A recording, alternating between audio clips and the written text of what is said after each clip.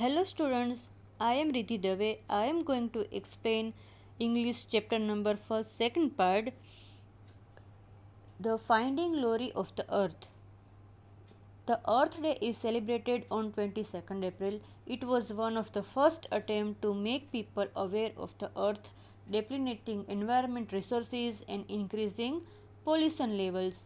यानी कि अर्थ डे जो है वो 22 अप्रैल को सेलिब्रेट किया जाता है और ये सेलिब्रेट करने का रीज़न यही है कि हम लोगों को बता सके, अवेयर कर सके, यानी कि उन्हें समझा सके कि जो हमारी अर्थ है उसके ऊपर जो नेचुरल रिसोर्सेज है वो बहुत ही धीरे धीरे कम हो रहे हैं। यानी कि हमारी जो पानी है उसका लेवल कम हो रहा है, जो एयर है यानी कि जो हवा है वो दूषित हो रही है, तो हम सबको इसके बारे में जानकारी दे सके। The celebration of Earth Day is 1992 was made memorable by an international conference held in Brazil। और वर्ल्ड अर्थ डे को 1992 में बहुत ही यादगार बनाने के लिए इंटरनेशनल कॉन्फ्रेंस यानी कि एक मीटिंग अरेंज की गई थी, वो ब्राज़ील के अंदर की गई थी।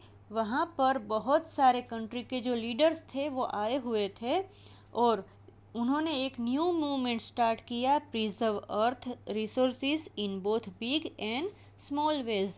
यानी कि हर एक कंट्री के जो लीडर थे उन्होंने अपने अपने कंट्री में बड़े या छोटे पैमाने पे लोगों को समझाने के लिए एक मूवमेंट स्टार्ट किया ताकि हम हमारी अर्थ को बचा सके।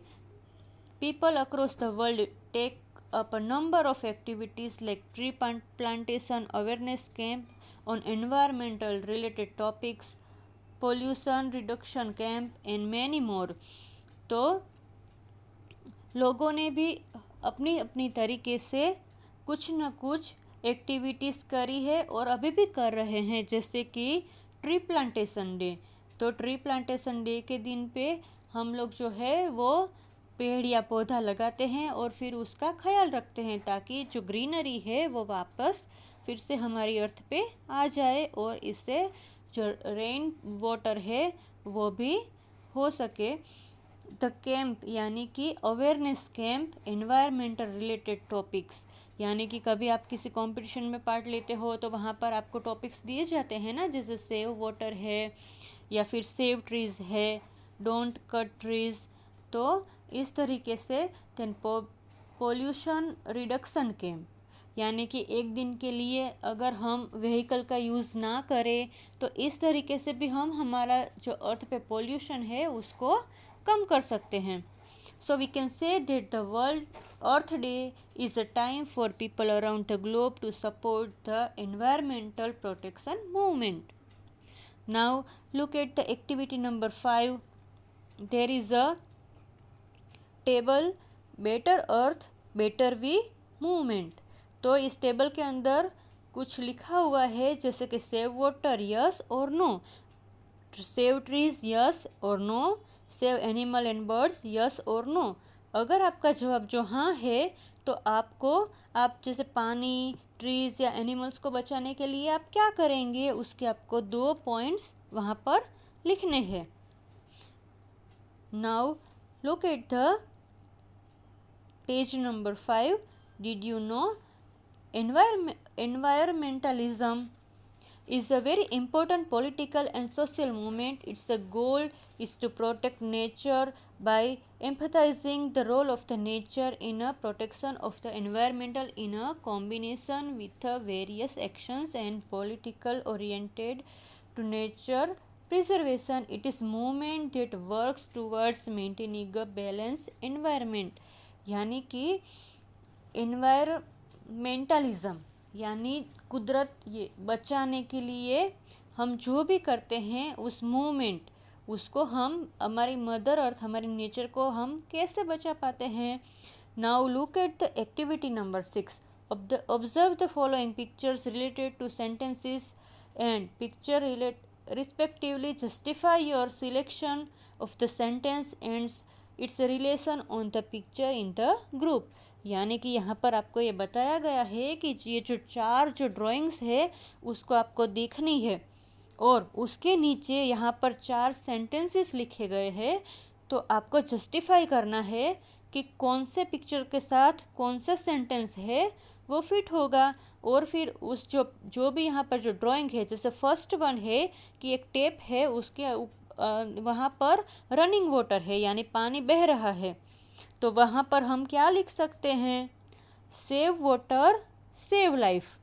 इसी तरीके से बाकी के जो 3 है वो आपको सोचकर अपनी टेक्स्ट बुक के अंदर लिखना है। Now look at activity number 7. There is a poem. You have to read the poem. I am going to explain you the poem, and there is a question answer below the poem. So, up into the banyan tree, who should climb but little me? I held the trunk with both my hands and looked around all nearby lands. तो क्या बोलता है कि जो एक banyan tree है यानी कि जो पेड़ है बनियन का, तो उसके ऊपर कौन चढ़ गया है, तो पोएट बोलता है कि वो मैं हूँ। और वहाँ पे उसको फिर क्या दिखता है, ऑल अराउंड, यानी कि आसपास के, अगर वो ट्री के ऊपर अगर हम चढ़ेंगे तो हमें आसपास का सब कुछ दिखेगा ना। I saw the next door garden lie full of flowers before my eye and many pleasant faces more that I had never seen before. तो फिर और उसको क्या दिख रहा है, तो वहाँ पर उसको एक गार्डन दिख रहा है, वहाँ पर बहुत सारे फ्लावर्स है और हैप्पी फेसेस है। गार्डन होगा तो वहाँ पर तो सबको मज़ा आता है ना। I saw the dimpling river pass and be the sky blue looking glass the dust roads go up and down with people trampling in to down. तो और उसको क्या दिख रहा है, तो एक डीप रिवर दिख रही है, ब्लू स्काई है एंड रोड्स है, वहाँ पर लोग आ जा रहे हैं। If I could find a higher tree farther and further I should see to where the grow up river slips into the sea among the ships. तो वो फिर क्या सोचता है, अगर इससे भी ऊंचा पेड़ मेरे को मिलेगा तो मैं उसके ऊपर चढ़ के और दूर तक देख पाऊंगा। और मैं क्या देखूंगा, तो मैं ये देखूंगा कि ये जो नदी बह रही है वो फिर कहाँ जाके मिलती है। To where the roads on either hand led onwards into fairyland, where all the children dine at 5 and all the playing come alive। फिर क्या बोलता है कि इसी तरीके से एक फेरीलैंड जो है वहाँ पर हम जो बच्चे हैं वो फटाफट से खाना, डाइन यानी खाना खा लेना, तो खाना खाने के बाद फिर हम क्या करेंगे, खेलेंगे। बच्चों को तो खेलने में बहुत मज़ा आता है। So now there is a question answers related to the poem. What is the poem about.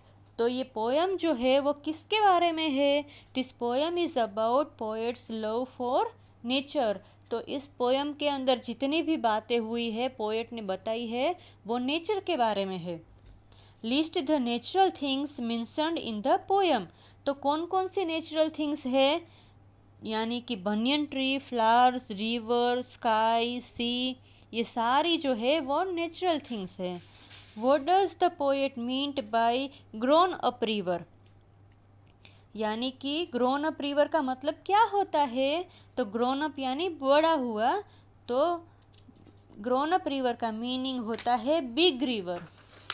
Now right the words that rhyme. तो जो इस पोयम के अंदर राइमिंग वर्ड्स है वो आपको आइडेंटिफाई करने हैं। एग्जाम्पल के लिए मैं आपको एक बता रही हूँ, ट्री मी। इसी तरीके से दूसरे आपको अपने आप से ढूंढने हैं। Now look at the activity number 8। Activity number 8 is a construction sentences from each word. यहाँ पर एक वर्ड दिया है और उसके रिलेटेड आपको एक सेंटेंस बनाना है। First one is a protect. Protect यानी बचाव करना, रक्षा करना। ब्यूटीफुल यानी सुंदर। मजेस्टिक, मजेस्टिक यानी कि बहुत ही खूबसूरत या साहसिक। देन माइटी, माइटी यानी बहुत ही ह्यूज। पोरिंग, पोरिंग यानी बूंदे टपकना। तो इसके बारे में आपको सेंटेंसेस लिखने हैं, ठीक है। नाउ यहाँ पर है डिड यू नो। इसके अंदर आप देख सकते हैं एक फ़ोटोग्राफ है। फोटोग्राफ में आप अगर देखेंगे तो एक ट्री है। ट्री के आसपास बहुत सारी जो स्त्रियाँ हैं वो एक दूसरे का लड़कियां हाथ पकड़ के खड़ी है और पेड़ के आजू बाजू में चिपक के खड़ी हैं। तो इस मूवमेंट का नाम है Chipko movement. The Chipko movement is Chipko आंदोलन took place to protect trees. People hugged tree in order to protect them from being cut. The event took place in March 26, 1974. तो ये जो चिपको आंदोलन या फिर चिपको मूवमेंट है, उसके नाम से ही आप समझ पाएंगे चिपको का मतलब चिपक जाना। तो क्या हुआ था कि एक बार किसी ट्री को काटने के लिए जब कुछ लोग आए तो ये जितने भी ये जो औरतें हैं, ये लोग सारे लोग जो थे हर एक पेड़ के पास इसी तरीके से चिपक के खड़े हो गए और किसी को भी ट्री को कट नहीं करने दिया। और ये जो घटना हुई थी वो मार्च 26, 1974 में हुई थी। ये एक ट्रू स्टोरी है। तो इसी वजह से इसको जाना जाता है चिपको आंदोलन या चिपको movement. Now you can see activity number 9. Activity number 9 is a very interesting and fun loving activity. जैसे कि आप देख सकते हैं, look at the pictures and fill up the table by using the following words. यानी ऊपर जो size, colour and fragrance, size यानी कि स्मॉल या मीडियम, कलर यहाँ पर नाम लिखे हैं red, yellow, white and orange. Fragrance, fragrance यानी कि खुशबू, जैसे pleasant, strong and mild. Pleasant यानी बहुत ही अच्छी, देन स्ट्रॉन्ग यानी बहुत ही तेज़, और माइल्ड यानी हल्की हल्की। तो यहाँ पर सैंपल दिया गया है एक, जैसे यहाँ फ्लावर्स के फोटोग्राफ्स है, देन साइज है मीडियम या स्मॉल, कलर है एंड फ्रेग्रेंस है। तो ये जो फ्लावर्स है उसके फ़ोटोग्राफ्स को देखकर आपको आइडेंटिफाई करना है और आपको लिखना है कि उसका जो फूल है उसका साइज़ क्या होगा, कलर क्या है और उसकी फ्रेग्रेंस यानी उसकी खुशबू कैसी होती है। Now look at the page number 10, look at the page number 9 and activity number 10, crossword. Crossword जो है उसके अंदर ये एक पज़ल है जिसके अंदर आपको जो बॉक्स है उसमें से आपको आइडेंटिफाई करने हैं स्पेलिंग्स एंड फिर उसको आपको इनसर्कल भी करना है और जो साइड में यहाँ पर ब्लैंक्स लिखी है वहाँ पर आपको कंप्लीट करके लिखना भी है। The first one I will give you first की, there is a first line is AIR, air. तो एयर एक बना हुआ है और उसी के बाजू में दूसरा भी है। ये मैंने आपको एक हिंट दिया है, अब बाकी के सारे आपको आइडेंटिफाई करके टेक्स्ट बुक के अंदर ही फिलअप करना है। Now B, complete your words with your friends words. Now write any new word you discover. ठीक है, तो ये जो है ये हमारा था chapter number 1, the world around us. Now related to this chapter, all the workbook work I will send you in a PDF form answers